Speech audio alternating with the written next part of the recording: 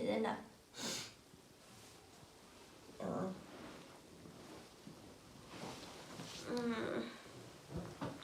Không chơi sao mà chạy vào đây với mẹ hả? Pin đây nào, đây mẹ đây. Sao hả? Mặt kìa, nhìn mẹ chằm chằm thế hả Pin? Đây, bữa nay mẹ không chăm sóc cho con được này này, mẹ ốm đấy. Buồn hả?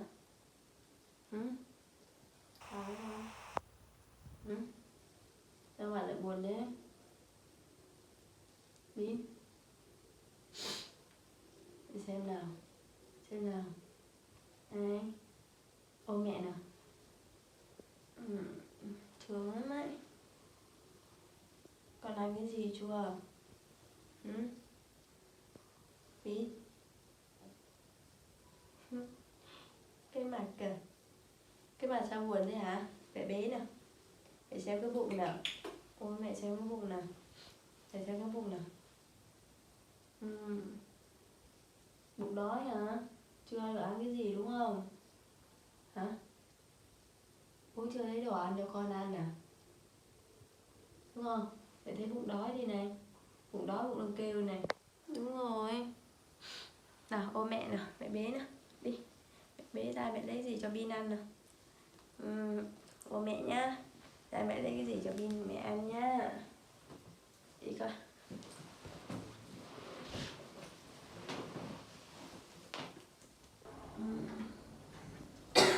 Nào. Mẹ xem cho tủ còn gì không, mẹ đưa con ăn nhá. Còn sữa chua thôi đi nào. Ăn sữa chua nhá. Nhá. Rồi thì nào. Đi, ra ngoài đây mẹ bóc cho. Tự ăn nhá. À đây. Con có ngồi cái ăn này. Ở gọn đây. Rồi. Đây.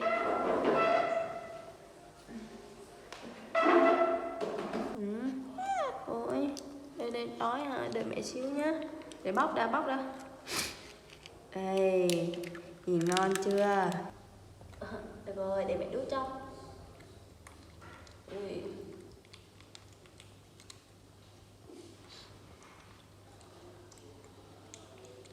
Đấy, mẹ ốm không chăm em này nên là nói đúng không? À. Thả tay ra mẹ đút cho. Rớt này. Ăn từ từ thôi con. Đói lắm hả? Rồi. Của con này. Há to miệng, đúng rồi. Cẩn thận khéo rớt ra ngoài bắn đây này. Đấy, ăn đi như thìa đi. Rồi, con quả xuống nào.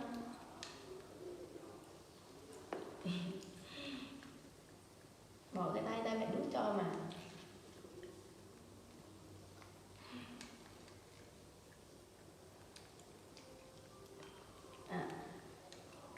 Được rồi, con bỏ tay ra.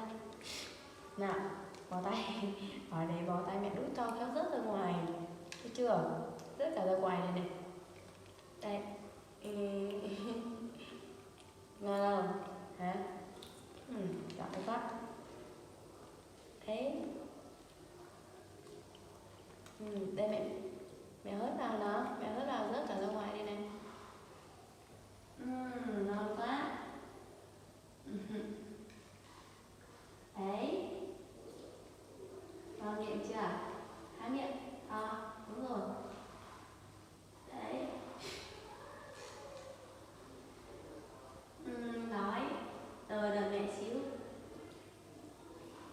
Đói ăn hết đi nha. Rồi. Đấy.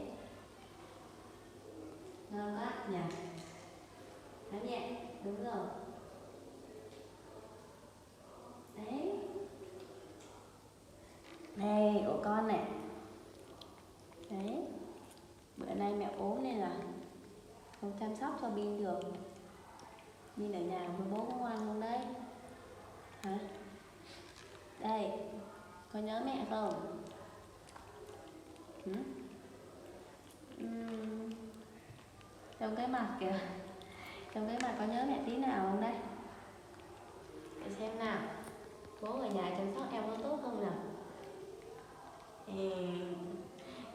Có to lên được tí nào không? Xem nào, bỏ tay ra. Hãy miệng to lên. Đúng rồi.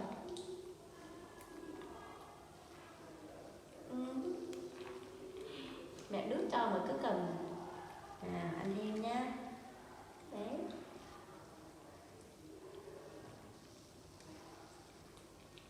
Ăn cẩn thận, nó rớt ra ngoài. Được rồi nào, được rồi nào. Được rồi nào. Nào. Đấy. Rồi. Ăn đi con.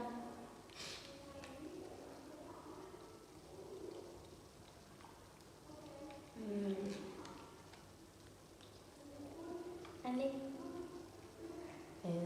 Nào, ăn nào, ăn đi. Tí mẹ xem à. Đi hát to nào. Đúng rồi. Ăn đi rồi tí nữa mẹ xem. Mai có lớn lên thêm tí nào không? To thêm tẹo nào không? Đấy.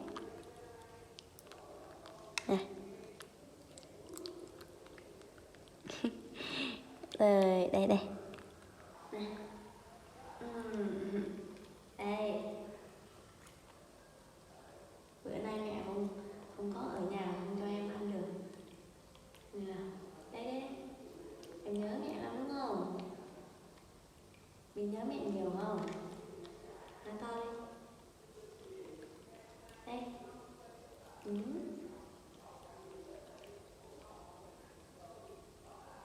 Rồi nào. Đây. Ăn đi con. Đấy. Đi càng ngày càng lớn càng ngoan hơn này. Nghe lời hơn đấy. Ăn đi nha. Ngoan mẹ thương nhiều. Đúng không? Hát to. Hát to miệng nào.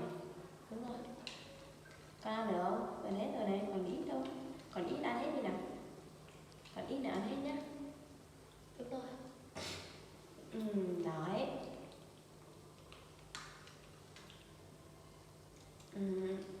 Xong chưa? Này.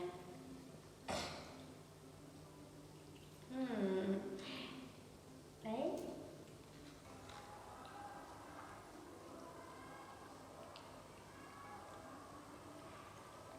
Rồi, được rồi.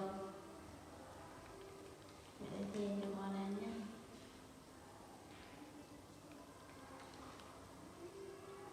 Ngon không?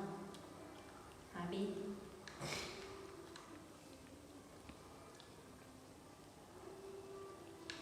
Ăn nữa nè.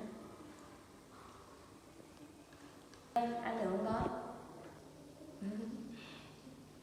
Ăn được không? Hả? Hết rồi. Ngon quá. Ngon bụng chưa? Hả? Mẹ xem nào.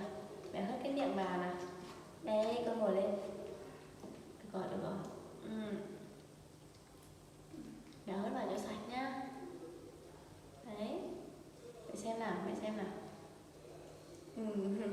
Được rồi, thả tay ra con. Cao mặt lên.